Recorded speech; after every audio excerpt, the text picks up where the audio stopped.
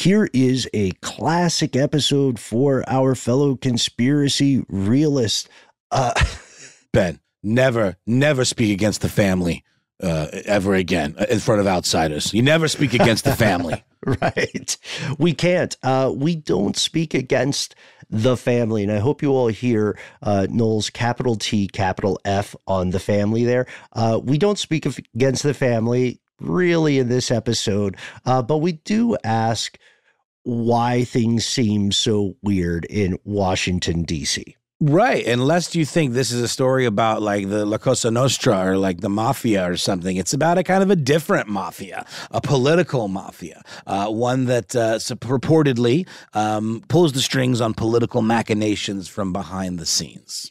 And this might also, as I recall, folks, check us here. This might be one of the episodes where we get super into fundraiser dinners or breakfasts, like eggs and issues. Kind of eggs. I remember that came up because we wanted to see the menu that this conspiracy serves. We did discuss that. I believe there were maybe waffles. I cannot confirm nor deny that, but now that you mention it, Ben, this is a real organization, right? And this is an organization that has a lot of kind of sinister whisperings about it, about to what degree does it control what goes on in Washington and the kind of, Christianification of politics. I don't use that term to say that's inherently like Christianity is bad. But there, we do have a nation that is sort of meant to be founded where that kind of stuff is a little bit its own thing, hence separation of church and state. But there are organizations that would seek to do away with that kind of thinking, which I don't think is great. Let's call this Shadows of Project 2025. A little bit. Yeah. Let's roll it. From UFOs to psychic powers and government conspiracies, history is riddled with unexplained events. You can turn back now or learn the stuff they don't want you to know.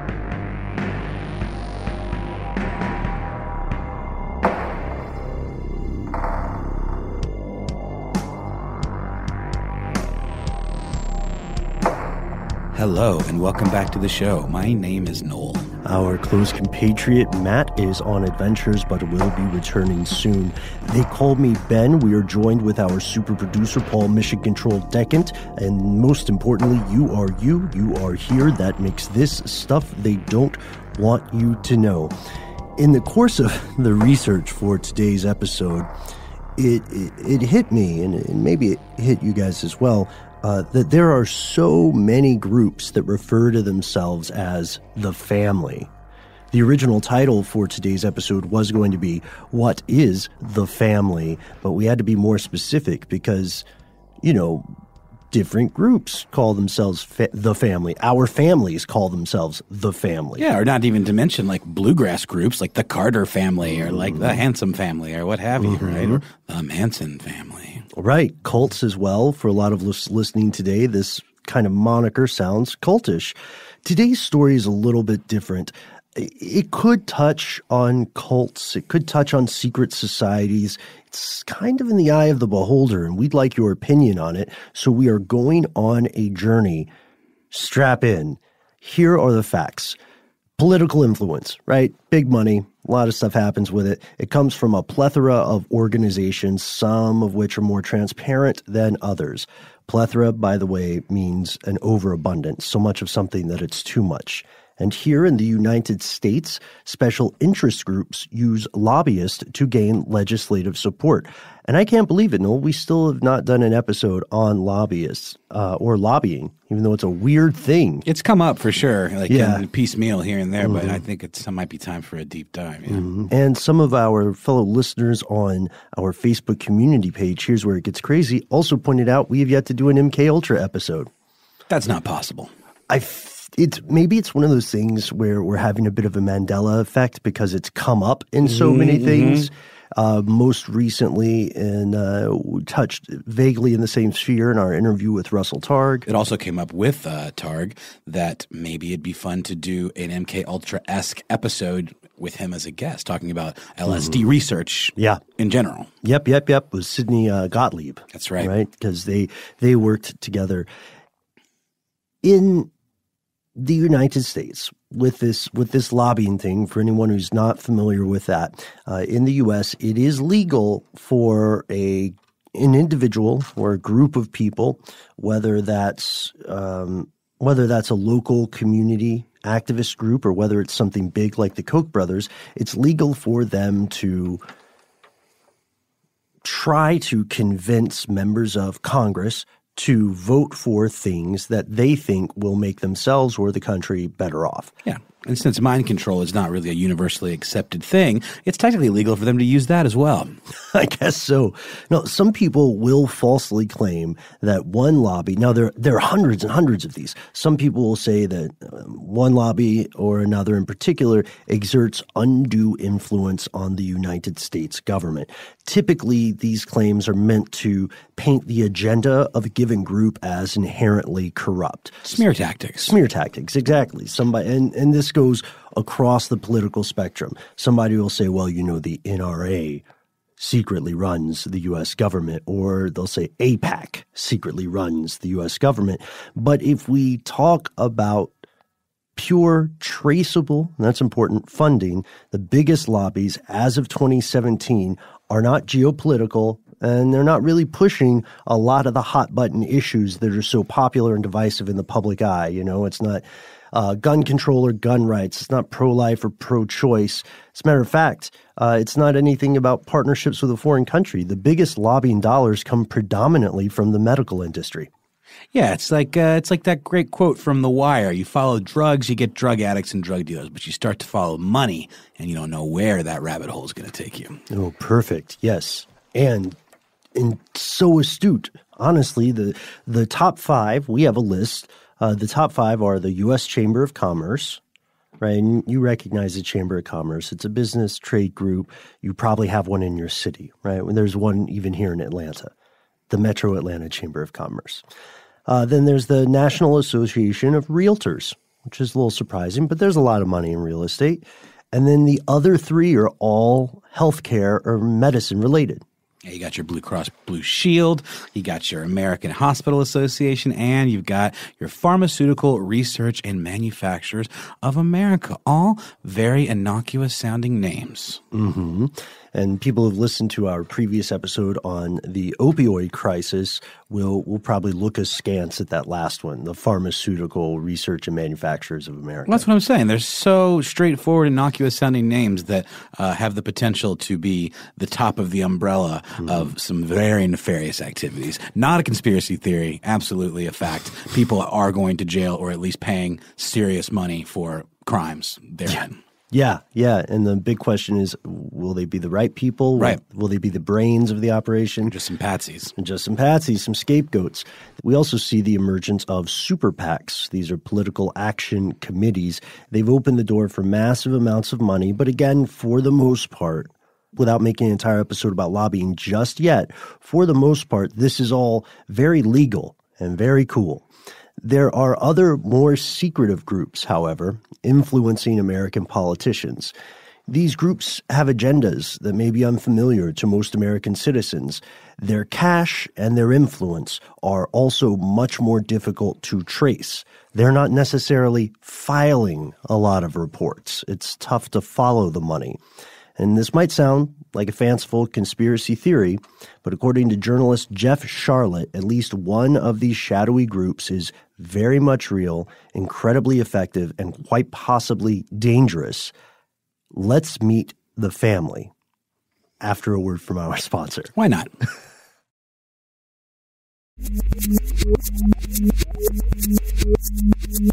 Here's where it gets crazy. So the family, they've got another name too, right? Yeah, they're called like the Fellowship.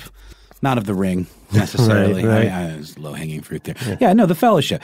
They are, in fact, a nonprofit evangelical Christian organization, but the issue is their members regularly deny that this group exists in the first place. In a book called The Family, The Secret Fundamentalism at the Heart of American Power, Jeff Sharlet really digs deep into the secret and puts it as such. Quote, they believe they are most effective if they don't seek publicity and they minister to those who they consider what they call the up and up or key men in positions of influence, if they minister to them privately beyond the public eye. So to hear Charlotte describe their tactics, they tend to do direct ministry as opposed to open, publicly observable ministry, directly to folks who they consider, they have these terms like up and out or key men. In other words, people in positions of influence or power. If they minister to them in private, beyond the public eye, that gives them it's a weird situation. It's like a direct line to these individuals as opposed to them having to attend a church that could be observed and reported on elsewhere. Is that right, Ben? Would you say that? Yeah, absolutely. Because it depends on it depends on the key man in question. And again, these overwhelmingly going to be key dudes. What we found is that until Jeff Sharlet wrote this expose, you would be hard-pressed to find a lot of information about the family. But now, thanks to him, we have it. The family's origin dates all the way back to the 1930s, 1935. There's a preacher named Abraham Vereide, and he experiences what he believes is a vision from God. So God speaks to Abraham and says, Christianity has been getting it wrong for 2,000 years. It's been getting it wrong, Abraham, because it's got an undue focus on the poor and the weak and the down and out. What's all this focus on, like helping the poor and ministering to the downtrodden of the world? No.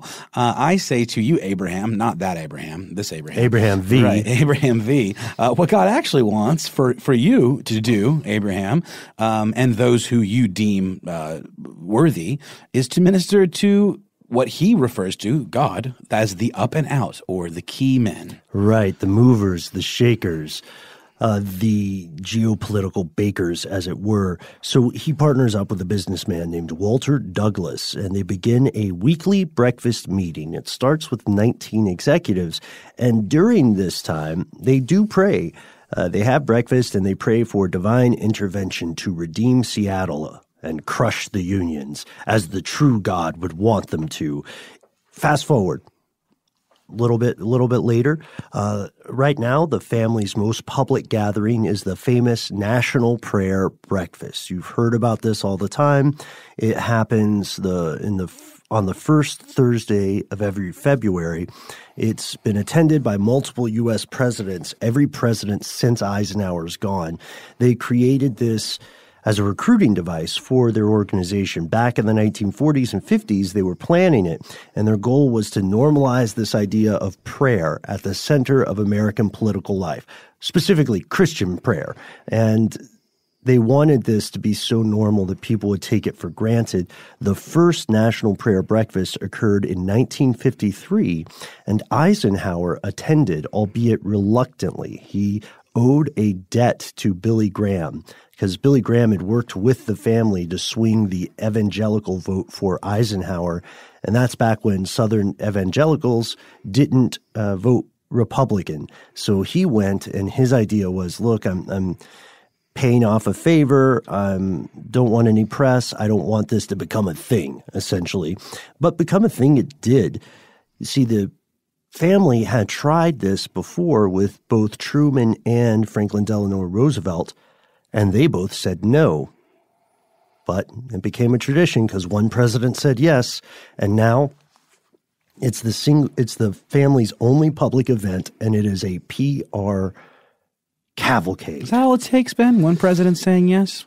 Not really. I guess it's just the way that politics work here currently. If one president says yes to something faith-based, especially Christian-based. That's right. And another president says, I'm not doing it. But now, wouldn't you say that this is sort of the beginnings of the power of the evangelical vote that is now such an important base in Republican circles?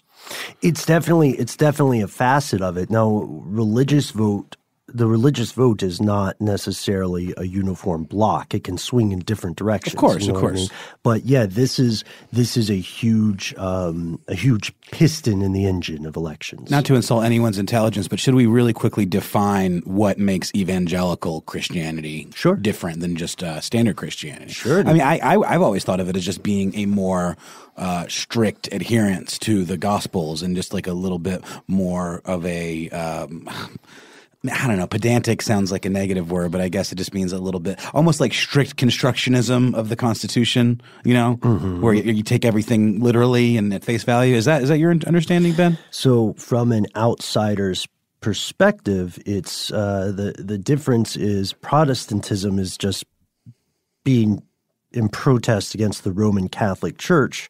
The evangelical perspective stresses personal conversion, right? Like being born again. Aha. Right. Got it. Now, please write to us. I know we have several religious studies scholars and experts here in the audience, so it'd be great to hear the breakdown of the nuances here, right? And I'm sure it's something that has evolved over time, as has the voting party of choice for this block, as mentioned here. Right? Yeah. Good point. So the thing about this National Prayer Breakfast is that, as the family has described it is a recruiting device. The actual breakfast does happen on that first Thursday, but it is surrounded by a week-long deluge of lobbying events. We're talking 3,000 dignitaries who come from all around the world and from all sorts of corporate interests. They all pay. I thought this was a pretty low price. I think we could actually go, you guys, if we all make it a thing. They pay $425 each to attend For the breakfast? Mm-hmm. But it comes with a breakfast, right? I know. Yeah, it does come with a breakfast. I don't know if it's a buffet thing. I don't know if there's like salmon. That's are there eggs Benedict? Is it think going to there be? should Is there a be. bagel bar? Will there be an omelet station? $425 is a lot, you know. And I've been to some swank buffets. Mm-hmm. I would prefer a buffet if I'm paying $425. You know, get some Because I would try to eat $425 worth of food. get some crab legs on there. Yeah. So this is just for the ticket to the buffet, and for most people, the breakfast is just that. You have some muffins and some praying, but a lot of people stay on for days and days of seminars organized around the message that they think Jesus Christ, the actual Jesus Christ, has for particular industries. Yeah, the key industries, no doubt. Right, I mean, exactly. The industries du jour, I suppose. I don't know. This is interesting. This sure sounds like a central leader who had this one-on-one with God and then is sort of allowing himself to be the conduit to God, between God and his followers, and he gets to decide what God's agenda is. Let's see if that's the direction it's going. It sure sounds like it. So we have the oil industry. Oh, yeah. Being a biggie, right? Yeah. And the defense industry, defense contractors, and many others also hold events. We've got foreign dignitaries that are just thirsty for access to all of these powerful men. Arms manufacturers, the energy industry. Let me at them. Let's say you're Boeing, right? Or you're a working member of Congress, and Boeing is big in the state or district you represent. Yeah. But the optics of, and you want to sell some stuff. Sure do. But the optics towards your voters would just be fatal to your political career if they saw you selling or facilitating the sell of some sort of technology to like a dictator. The gentleman must remain neutral. Right. Do you cede your time? The gentleman cedes his time. I do not, sir. I love Parliamentary procedure? Yes, Fantastic. I love it. I'm digging it so hard. I have tried to pitch it in my personal life. I don't think to you guys. Just in conversation at the bar? It would be a lot of fun. Yeah. I would like for The gentleman's time has expired. Does the gentleman cede his time? The gentleman does not cede his time. It would be a lot of fun. I say that now, but we'd have to take it out on the road and try it. We probably shouldn't do it during a live show. We should just do it when we're hanging out. But anyhow, yes, you're absolutely right.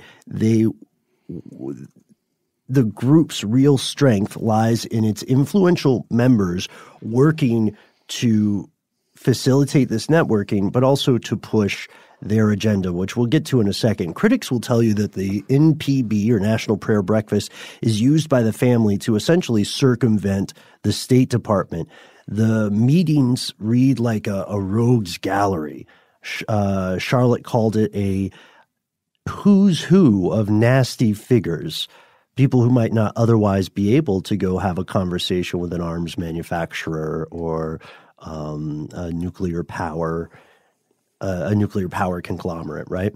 So they have this vision, as we established earlier, they have this vision of Jesus as a strong man, as a dictator, Jesus Christ, that is, and of helping not the sheep, but helping the wolves because they're more powerful. And the family believes that anyone who is in power like that, or those people who are dictators and such, that they are there because they are supposed to be, that they have been anointed by God to be in charge. And so they want to broker power. And this is weird, right? These dictators, and you can find lists of suspected and confirmed members. These dictators, in many cases, are the same people that the U.S. publicly shuns, including the Russian government. That came to head quite recently. It turns out that the National Prayer Breakfast is home to a Russian connection. Do you think they offer a little borscht on the buffet? You know what? The hardest thing for me to find in all the research here, and I don't know if you found it yet either, I couldn't find the menu. And when we're talking about the buffet, I try not to mess around too much on the computer when we're recording, but I had to try to search again, and I could not find the menu. Seriously. And it's haunting me because what if you're paying for $425 just for muffins? I just typed in, who caters the National Prayer Breakfast? Oh, good. That's a way to go at it. Let's see. Now we've got who attends, who spoke. I don't care about any of that. I want to know who caters it. Nope. Man, that is the most closely guarded secret surrounding this entire event, Ben. We should do an episode entirely on the menu at the National Prayer Breakfast. Well, we'll just have to use our imagination. I'm hoping that it's a little bit a cut above like Shoney's breakfast buffet. Yeah. You know, and I'm hoping I'm hoping for seafood. And I'm hoping they have some international choices for their foreign dignitaries because that would only be fair. That would only be fair. Yeah. Yeah, especially when you consider cultural dietary restrictions and so on. Of course. And also the fact that like our idea of breakfast, I mean, not to get on a high horse here, but we've had this conversation. Breakfast food, here is such a specific thing. In other countries, they eat like regular food for breakfast. Sure. Like in Asian countries especially, it's all like, rice and noodles and things you would eat any other time of the day. And I support that wholeheartedly. Yeah, me too. I mean, if Edward Bernays had not come along, breakfast in the U.S. would be a much different affair. But let's get back to this Russian connection. So remember Maria Butina recently came up in the news as being an agent of a foreign government. According to the affidavit from the Department of Justice, she used the National Prayer Breakfast twice to set up some backdoor diplomacy between members of the U.S. government and members of the Russian power structure. She even brought prayer breakfast organizers with her to Moscow, where Charlotte suspects that they brainstormed the guest list for the Russian delegation. They saw her as access too. And from the family's perspective, we have to understand this is sort of the work that they pursue. They feel they are right in doing this. Tensions are high between the U.S. and Russia, and the family sees itself as a power broker, but also a peacemaker. So they think these two strong men, for lack of a better phrase, should meet and hammer things out, and that then Jesus Christ or God will shape these things to what is appropriate and Christian.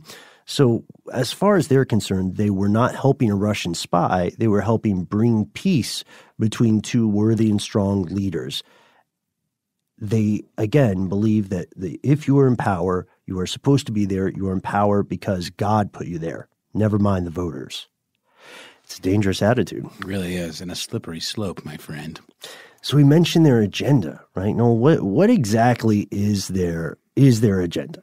Well, according to our writer pal Charlotte, the family believes that most Christians tend to misinterpret the New Testament, and that at the heart of Christ's message was a message of not peace, not kindness to the poor and downtrodden, but power, pure, abject, unbridled power, not love. No. Power. Right. Love through power. It's a very aggressive read of Christ, because we think of Jesus as this kind of barefoot hippie. Well, I mean, we know he had a temper with like flipping over the tables and the money changers and all that, and we knew that he meant business, but he's always been like kind of made out to seem like more of a,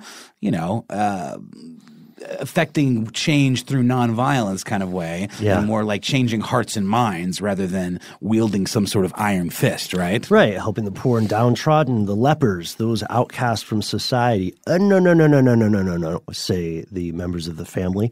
And then according to an article by Lisa Getter in the LA Times, the group wants to take this family global, a family of friends that will spread their agenda across the world. And when we say a global family of friends, we have to realize that, like many organizations, we can think of it being arranged in concentric circles or domains.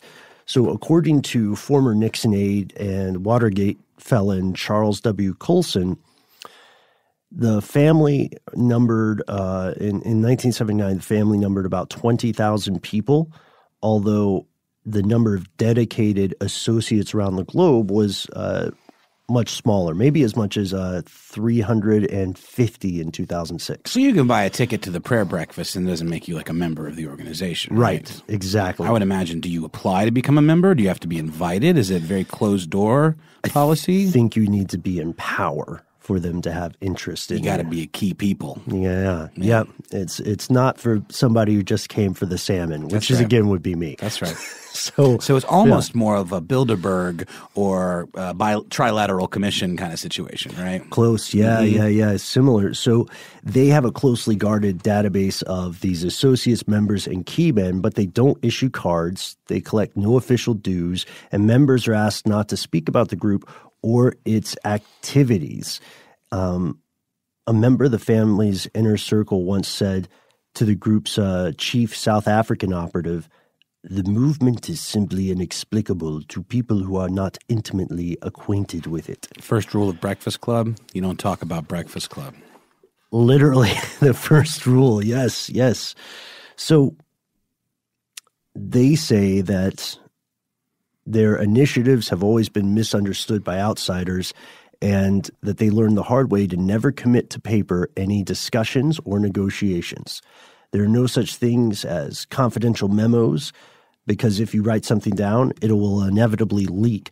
So they urge people not to put anything relating to any of the work they're doing on paper unless you know the recipient well enough to put "please destroy after reading" at the top of the page. Not exactly free and clear transparency. See, they ought to do it Inspector Gadget style. This message will self-destruct.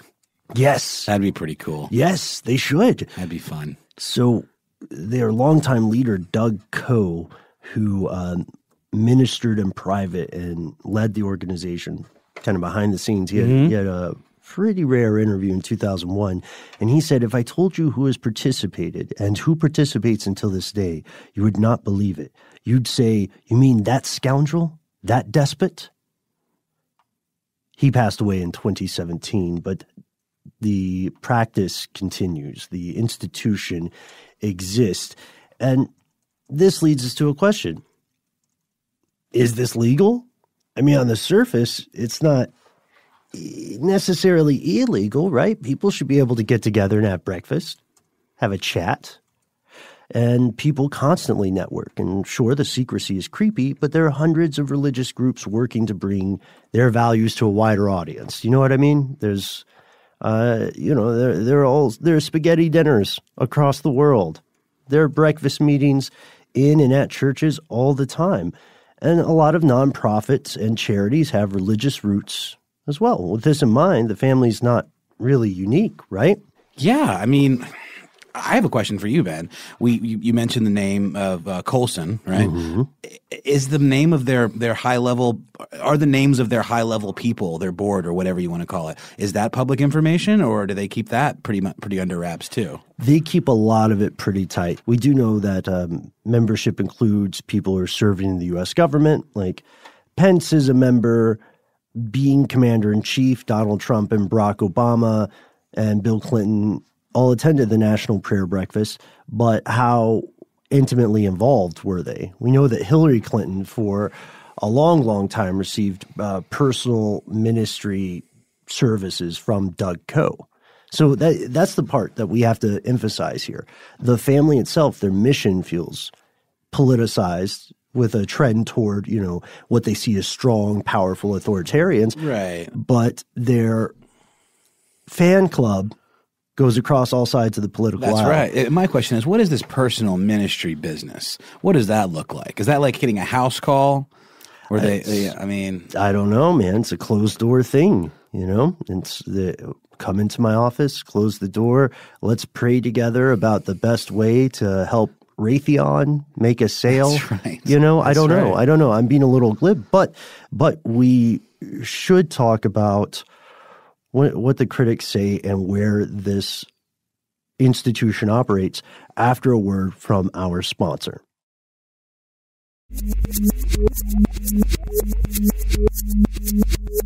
We're back. So here's the thing, Noel. A lot of critics say, and what's your take on this? A lot of critics say that there's more than breakfast going on.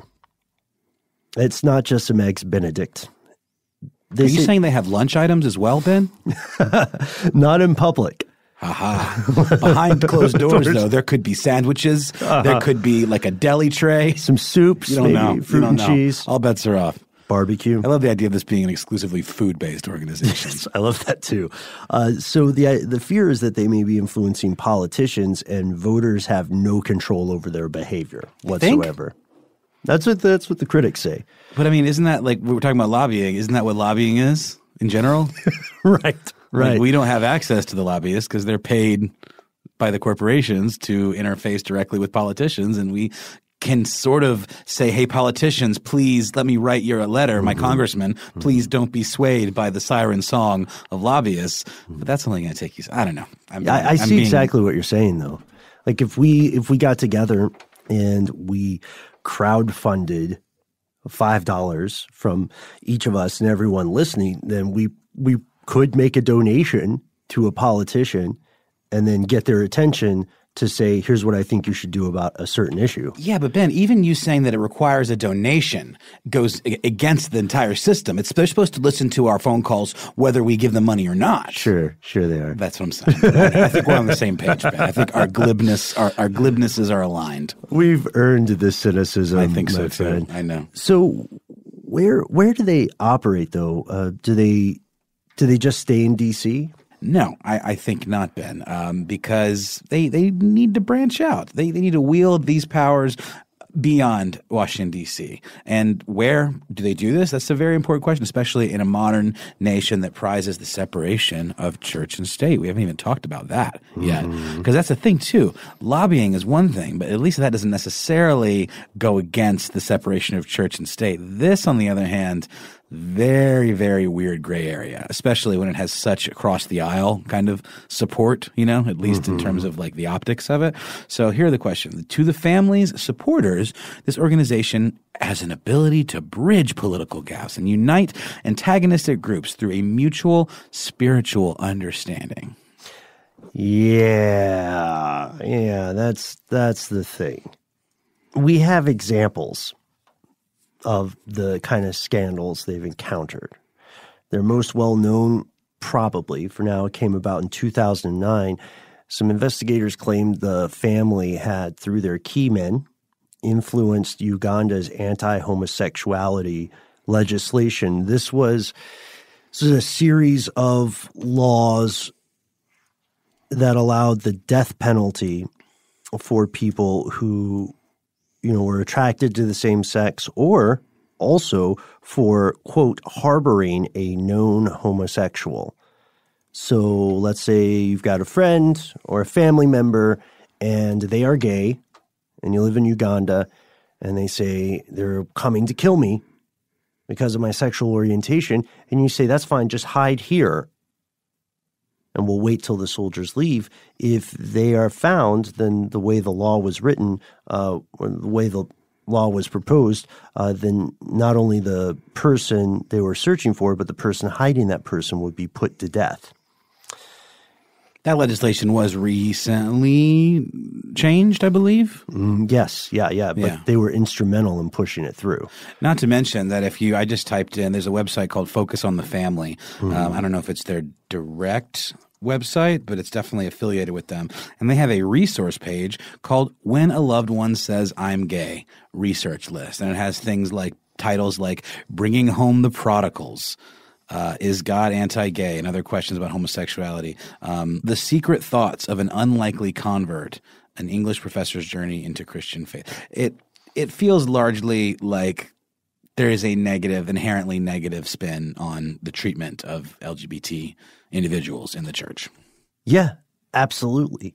The thing is that because they're pushing this power-based authoritarian agenda, of course they will naturally tend to gravitate toward despots, toward dictators, but they see this as an effort of reconciliation.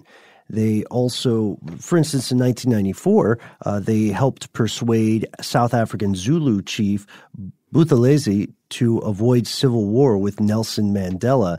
And their defenders, such as former President George W. Bush, have praised their work. And they say, yeah, they're out of the public sphere, but they're making the world a better place because they're stopping war. And this leads us to the question, just how much influence does the family wield in Washington, D.C.? You know, like you said, the supporters say it can bridge political gaps and unite antagonistic groups. But to the critics, this kind of combination of political power and religious zeal historically leads to disaster. And there are some very strong precedents for that throughout human civilization.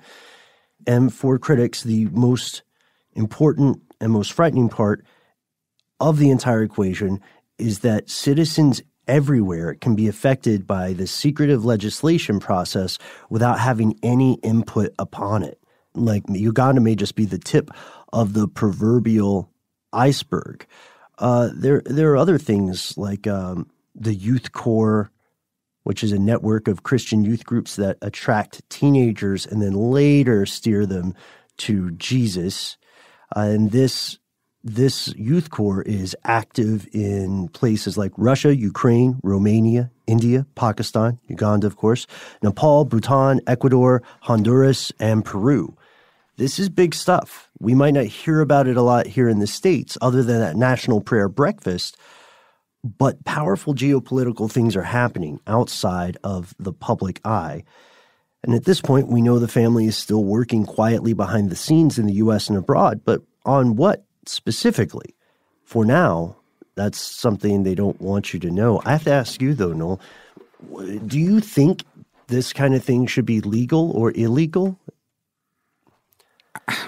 It's tough, right? It feels like a loophole to me. I mean, It feels like extra legal in a lot of ways because lobbying is not illegal, but we are supposed to have separation of church and state. And it feels like hiding behind the guise of like this feel-good kind of let's bridge the gap between the aisle when it also has this legacy that sort of forces participation because of not wanting to offend the evangelical voter base. And it just feels kind of inherently like dirty money. I don't like it.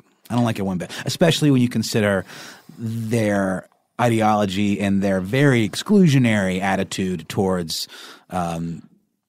LGBTQ members. Or the poor. Exactly. I mean, it's just, it feels like a very, like Tom Cruise's character in Magnolia, kind of pyramid scheme reinterpretation of something that, you know, say what you will about Christianity. I think at its heart, there is goodness. There is a sort of do unto others mentality, and people use it in all kinds of horrible ways. But I think at its heart, there's a good message there in some parts of the Bible. It feels to me like a little bit of a bastardization of that and turning it into a tool to manipulate people more than even some forms of Christianity. Right. Well, tell us what you think. We hope that you enjoyed this episode, and we want to hear from you. Have you encountered other secretive organizations like this, and how much influence do they actually wield? You can let us know on Instagram. You can let us know on Facebook. You can let us know on Twitter.